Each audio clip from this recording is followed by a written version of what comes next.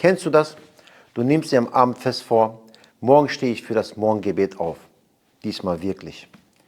Aber dann klingelt der Wecker. Du schaltest ihn aus, drehst dich nur ganz kurz um und dann plötzlich ist die Gebetszeit vorbei. Viele scheitern nicht erst am Morgen, sie verlieren den Kampf schon am Abend davor. Wenn du also lernen willst, regelmäßig zum Morgengebet aufzustehen, dann bleib jetzt dran. Denn ich gebe dir in diesem Video 5 praktische Tipps, die dir helfen können, das Morgengebet nicht nur ab und zu, sondern beständig zu beten. Das Morgengebet ist nicht einfach nur das erste Gebet des Tages.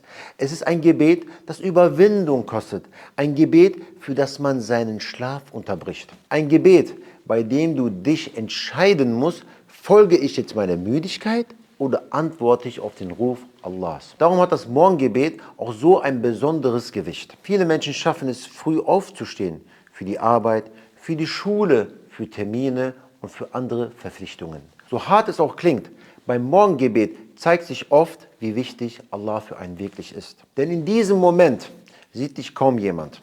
Kein Mensch lobt dich. Kein Mensch applaudiert dir.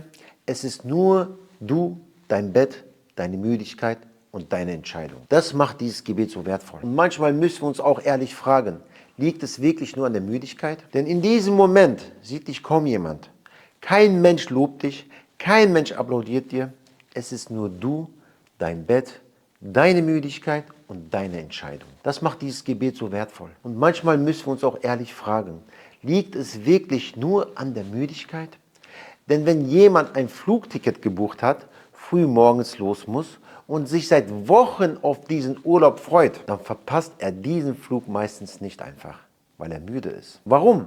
Weil Geld dahinter steckt, weil Vorfreude dahinter steckt, weil die Folge vom Verpassen sofort spürbar wäre. Der Flug ist weg, das Geld ist weg, der Ärger ist direkt da. Und bei der Arbeit ist es oft ähnlich. Wenn wir wissen, dass wir morgens raus müssen, weil unser Job davon abhängt, weil ein Chef auf uns wartet oder weil es direkte Konsequenzen gibt, dann stehen wir in vielen Fällen trotzdem auf, obwohl wir müde sind. Nicht, weil wir plötzlich keine Müdigkeit mehr haben, sondern weil wir die Folgen ernst nehmen. Auch wenn wir das nicht gern hören, beim Morgengebet ist die Müdigkeit oft nicht das einzige Problem. Das eigentliche Problem ist, dass viele die Folgen eines verpassten Gebets nicht mit derselben Ernsthaftigkeit betrachten, weil sie uns nicht sofort treffen. Man sieht den Verlust nicht direkt, man spürt die Konsequenz nicht unmittelbar und deshalb wird das Gebet manchmal leichter aufgeschoben. Dabei ist der Verlust nicht klein, nur weil er nicht sofort sichtbar ist. Trotzdem wissen wir auch, gerade das Morgengebet fällt vielen am schwersten. Nicht, weil sie es nicht lieben, nicht, weil sie es nicht wollen, sondern weil der Kampf mit Schlaf, Bequemlichkeit und Gewohnheit real ist. Und bei all dem braucht man die richtige Priorität. Diese Haltung sehen wir sogar bei Umar ibn Khattab radiallahu an. Als er einmal bemerkte, dass Suleiman bin Abi Hathma beim Morgengebet in der Gemeinschaft fehlte, fragte er nach ihm. Seine Mutter erklärte, dass er die Nacht im Gebet verbracht hatte und dann vom Schlaf überwältigt worden war. Daraufhin sagte Umar radiallahu an sinngemäß, dass ich das Morgengebet in der Gemeinschaft miterlebe, ist mir lieber, als die ganze Nacht im Gebet zu stehen. Das zeigt sehr deutlich, im Islam geht es nicht nur darum, viel zu machen, sondern das Richtige mit der richtigen Priorität. Schauen wir uns deshalb jetzt 5 Tipps an, die dir helfen können, regelmäßig zum Morgengebet aufzustehen. Tipp 1.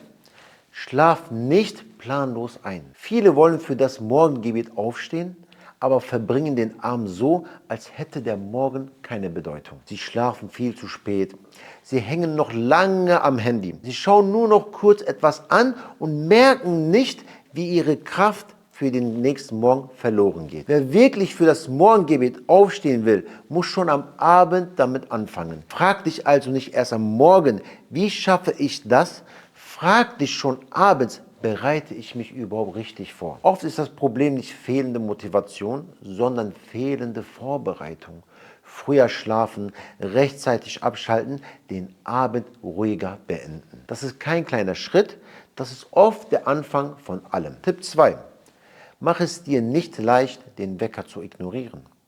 Viele stellen zwar einen Wecker ein, aber so, dass sie ihn im Halbschlaf ausschalten können. Der Wecker liegt neben dem Kopf, eingriffreich und der Kampf ist verloren, bevor er richtig begonnen hat. Mach es dir schwer. Leg dein Handy oder dein Wecker weit weg, sodass du aufstehen musst. Steh dann auch wirklich auf, setz dich nicht wieder hin und vor allem bleib nicht im Bett liegen, wenn du einmal wach geworden bist. Denn jeder kennt diesen Gedanken, ich bleibe nur noch 2 Minuten liegen. Doch aus diesen 2 Minuten wird oft eine verpasste Gebetszeit. Manchmal braucht man nicht zuerst mehr Motivation, sondern eine klügere Gewohnheit. Tipp 3.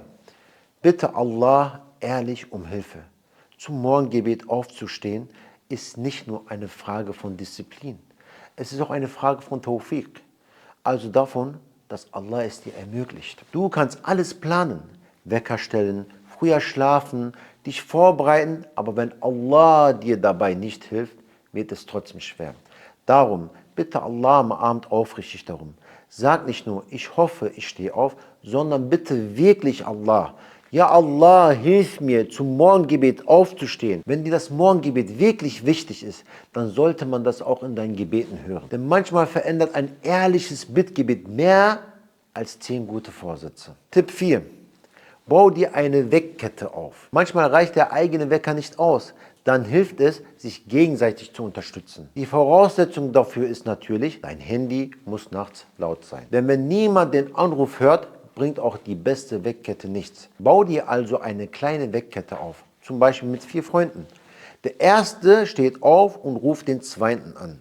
Der zweite ruft den dritten an, der dritte ruft den vierten an und der vierte meldet sich wieder beim ersten, damit klar ist, dass wirklich alle wach sind. So trägt nicht nur einer die Last, sondern ihr helft euch gegenseitig für das Morgengebet aufzustehen. Und wenn du nicht allein lebst, dann sprich auch zu Hause offen darüber. Sag deinen Eltern, deinen Geschwistern oder den Menschen, mit denen du wohnst, dass du für das Morgengebet geweckt werden willst. Darin liegt keine Schwäche. Es ist Hilfe auf dem Weg zu etwas Gutem. Manche Dinge fallen leichter, wenn man sie nicht allein trägt. Und manchmal ist ein einziger Anruf der Grund, warum ein Gebet nicht verpasst wird. Tipp 5. Fang mit Beständigkeit an, nicht mit Perfektion. Manche machen einen Fehler. Sie wollen ab morgen alles perfekt haben. Nie wieder verschlafen, jeden Tag sofort aufstehen, ab jetzt komplett diszipliniert sein. Aber sobald sie einmal scheitern, denken sie, ich kriege es sowieso nicht hin. Und so geben viele viel zu früh auf. Beständigkeit entsteht oft Schritt für Schritt. Mach es dir am Anfang einfacher.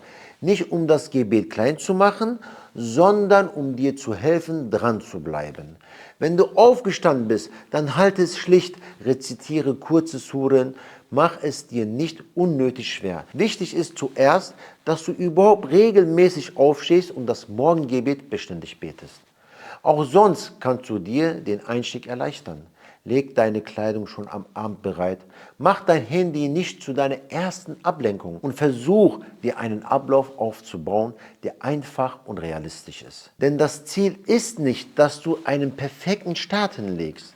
Das Ziel ist, dass das Morgengebet zu einem festen Teil deines Lebens wird. Oft schaffen das nicht die, die perfekt anfangen, sondern die, die immer wieder aufrichtig zurückkehren. Zum Schluss noch etwas ganz Wichtiges. Denk beim Morgengebet nicht nur an deine Müdigkeit.